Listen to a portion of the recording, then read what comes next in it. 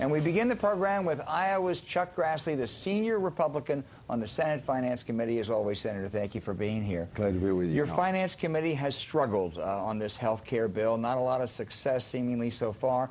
What are the odds that you can actually pass a bill through committee in the next 2 weeks? I think it's going to be difficult the next 2 weeks. Senator Baucus is holding a lot of meetings with 3 Republicans and 3 Democrats to work on a bipartisan approach. And when you say we accomplish little, the answer is we have not put out a product. But you know, we're spending hours and hours getting into detail that other committees have not. But we're restructuring 1/6, understand it, 1/6 of the economy. In other words, 1/6 of every dollar spent in America is on health care. And quite frankly, the 6 of us believe it ought to be done thoroughly. We ought to understand exactly what we're doing.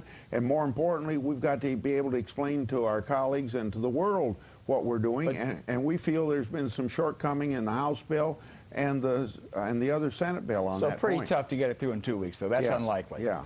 What is, as of today, what would be the major way you would envision financing a health care overhaul? 2 ways, but all of it within health care. We're talking about restructuring money within health care. And the reason I emphasize that, Al, is I think when the public at large hears us talking about a 10-year package of $1 trillion or almost $1 trillion, they think that that's $1 trillion on top of the $2 trillion we're already spending on health care.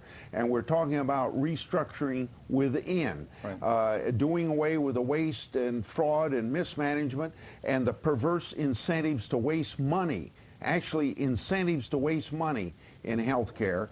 That's a big part of it. And the other part is tax subsidies within health care, restructuring them. One idea floating about, proposed by John Kerry, embraced by Olympia Snowe, one of your committee members, is to tax insurance companies on their most expensive health care plans. That's something that you're interested in? We're interested in it not for the sole reason of raising money, although it would do that.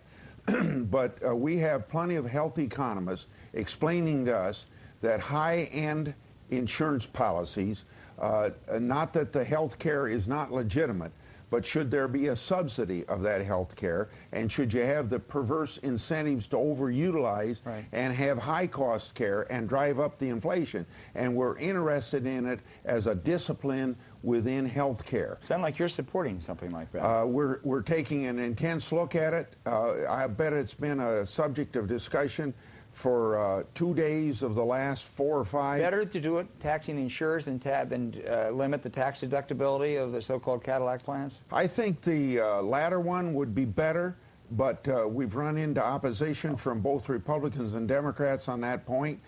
So we're trying another effort that the director of CBO thinks will have the same discipline effect. Now we're talking about taking 1 or 2 percentage points out of the inflation in health care.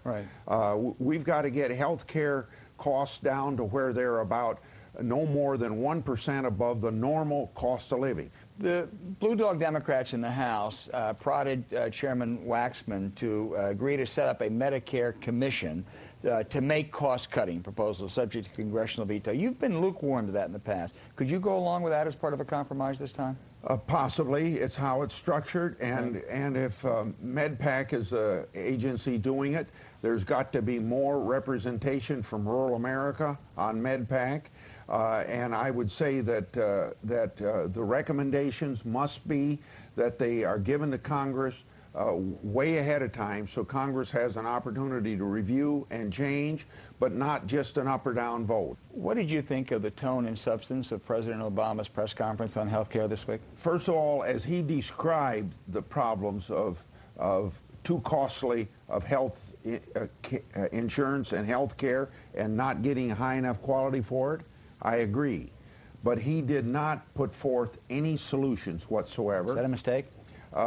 It was a bigger mistake because one of the most controversial things that we're facing, and something the House does and Senator Kennedy committee does, is bring a government health insurance program into existence.